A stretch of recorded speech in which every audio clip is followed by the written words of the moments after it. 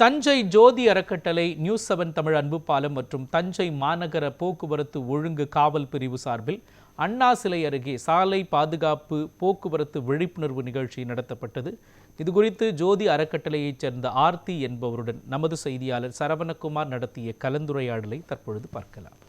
திருவள்ளுவர் தினமான இன்று தஞ்சை ஜோதி அறக்கட்டளை நியூஸ் 7 தமிழ் அன்பு பாலம் மற்றும் தஞ்சை மாநகர போக்குவரத்து காவல்துறை இணைந்து இன்றைய தினம் நூதன சாலை பாதுகாப்பு விழிப்புணர்வு நிகழ்ச்சியானது தஞ்சை அண்ணா சிலை அருகே நடைபெற்று கொண்டிருக்கிறது. இது குறித்து தெரிவிப்பதற்கு ஜோதி அறக்கட்டளையை சார்ந்த ஆர்த்தி நம்மிடையே இருக்கிறார். இருக்கலாம். இன்னைக்கு என்ன மாதிரியான ஒரு சாலை விழிப்புணர்வு நிகழ்ச்சி இங்கே நடைபெற்றது? வணக்கம்.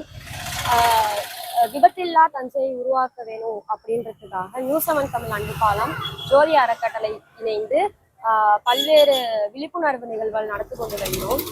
அதன் ஒரு தொடர்ச்சியாக இன்னைக்கு திருவள்ளுவர் தினமான இன்னைக்கு ஹெல்மெட் போடாம வந்தவங்களை தடுத்து நிறுத்தி திருக்குறள் புத்தகம் மற்றும் அல்வா அவங்களுக்கு போக்குவரத்து ஒழுங்கு பிரிவு ஆய்வாளர் ரவிச்சந்திரன் சார் தலைமையில இன்னைக்கு ஹல்வா கொடுத்து ஹெல்மெட் போட்டுட்டு வந்தா யமனுக்கே ஹல்வா கொடுக்கலாம் அப்படின்றத சொல்லி கை பிறந்தால் வழி பிறக்கும், சாலை விதிகளை மதித்தால் வாழ்வு சிறக்கும் அப்படின்ற தலைமையில இன்னைக்கு நாங்க இந்த ஏற்பாடை செஞ்சோம்.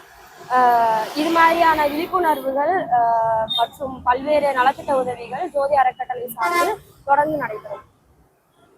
அதாவது மாண்புகள் கொண்ட வள்ளுவனின் திருக்குறள் புத்தகத்தை திருவள்ளுவர் தினமான இன்று ஹெல்மெட் அணியாமல் இருசக்கர வாகன ஓட்டிகளுக்கு வழங்கி அவர்கள் தொடர்ந்து தங்களுடைய வாழ்க்கையை விபத்தில்லாமல் வாழ வேண்டும், அதேபோல் தஞ்சை விபத்தில்லாத தஞ்சையை உருவாக்க வேண்டும் என்ற ஒரே நோக்கத்திற்காக இந்த சாலை விழிப்புணர்வு நிகழ்ச்சியானது இன்றைய தினம் சிறப்பாக நடைபெற்றது.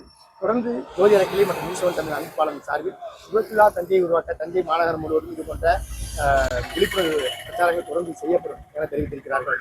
தஞ்சையில் இருந்து காட்சிகளும் நியூஸ் 7 தமிழ்.